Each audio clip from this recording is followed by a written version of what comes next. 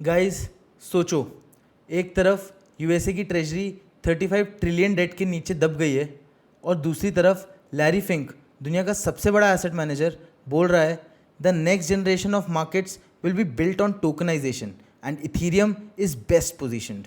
Trump government bitcoin को तो strategic reserve asset बना रही है, पर साथ में इथीरियम जैसे टोकन्स को भी एक ऑफिशियल डिजिटल एसेट स्टॉकपाइल में डाल रही है, मतलब डायरेक्टली यूएस बैलेंस शीट पे। मतलब गेम अब पूरा बदल रहा है। इथीरियम अब सिर्फ बिटकॉइन के पीछे नहीं, ये वॉल स्ट्रीट और गवर्नमेंट्स के लिए इंफ्रास्ट्रक्चर लेयर बन रहा है। और अगर आप इस फाइनेंशियल रेवोल्यूशन में पीछे नहीं रहना चाहते हैं तो इस वीडियो को ध्यान से देखिए।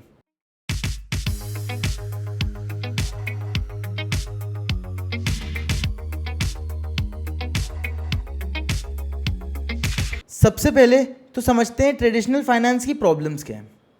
शेयर्स या बॉन्ड्स बेचो, सेटलमेंट 2 से 3 दिन लगते हैं।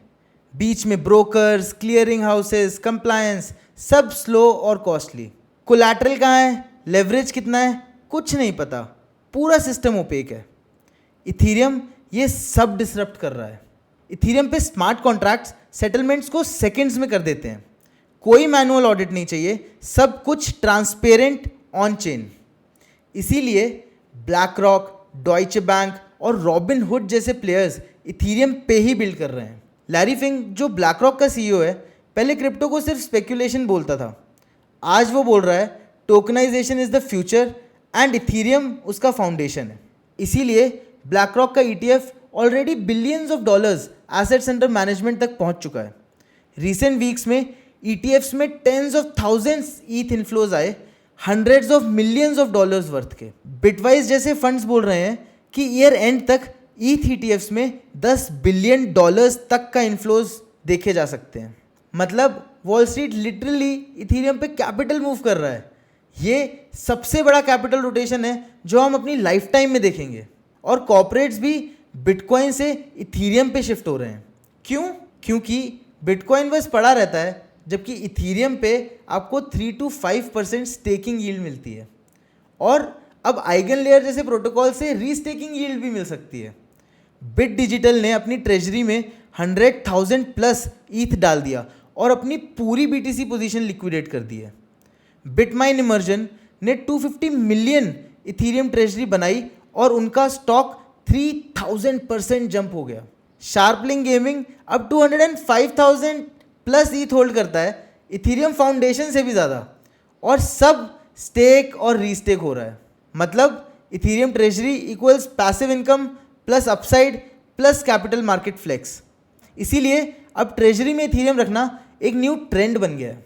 अब अगर हम बात करते हैं इथीरियम के सप्लाई डायनामिक्स और ईएसजी स्टोरी, तो वो भी नेक्स्ट लेवल है। बिटकॉइन अभी भी इन्फ्लेशनरी है till 2140, but Ethereum her transaction पे फीस बर्न करता है, जो उसकी सप्लाई को टाइटन करता है।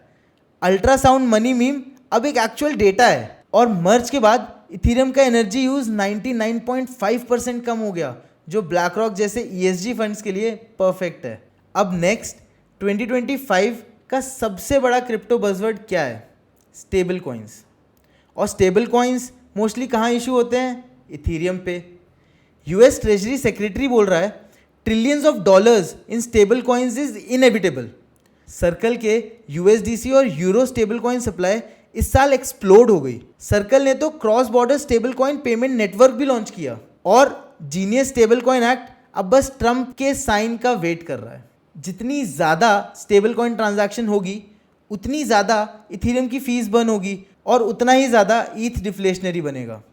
यह है साइलेंट कैटलिस्ट जो इथीरियम को लॉन्ग टर्म पावर हाउस बनाता है।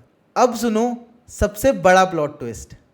रॉबिन हुड ने इथीरियम लेयर 2 लॉन्च किया, रॉबिन हुड चेन आर्बिट्रम पे। यहाँ पे टोकनाइज स्टॉक्स जैसे Tesla, Apple, Nvidia on chain trade होंगे।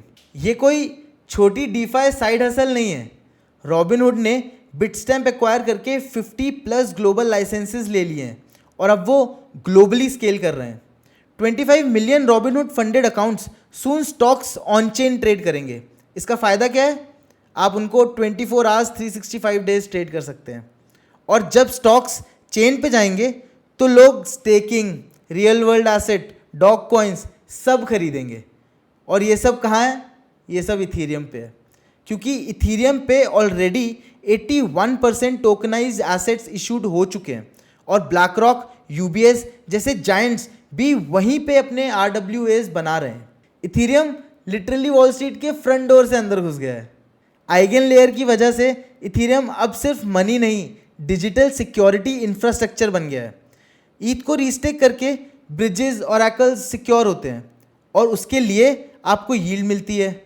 जैसे बैंक्स ट्रेजरीज को रेपो और बैकस्टॉप के लिए यूज़ करते हैं, अब इथीरियम वही काम इंटरनेट फाइनेंस में कर रहा है। बट गाइज, सब कुछ अभी भी परफेक्ट नहीं है। हैक्स अभी भी होते हैं, रेगुलेशंस अभी भी अनक्लियर हैं और ईथ प्राइस अभी भी वॉलेटाइल है। But stable coins, ETFs, corporate treasuries, staking, Robinhood stocks सब एक जगह कन्वर्ज हो रहे हैं।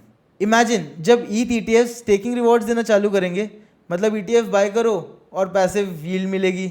BTC ETF में बस होल्ड होता है, ईथ ETF में यील्ड भी मिलेगी। इसलिए इथीरियम की फेयर वैल्यू $10,000 तक जा सकती है। और ये मैं नहीं बोल रहा हूँ, ये बिटमाइन के चेयरमैन टॉम ली बोल रहे हैं। तो गाइस, सवाल सिंपल है, क्या आपके ईथ बैग्स ऑलरेडी पैक्ड हैं? क्या आप रेडी हो for this new financial revolution? Comments में लिखो, क्या आप ईथ होल्ड कर रहे हो या अभी भी सिर्फ बिटकॉइन पे हो?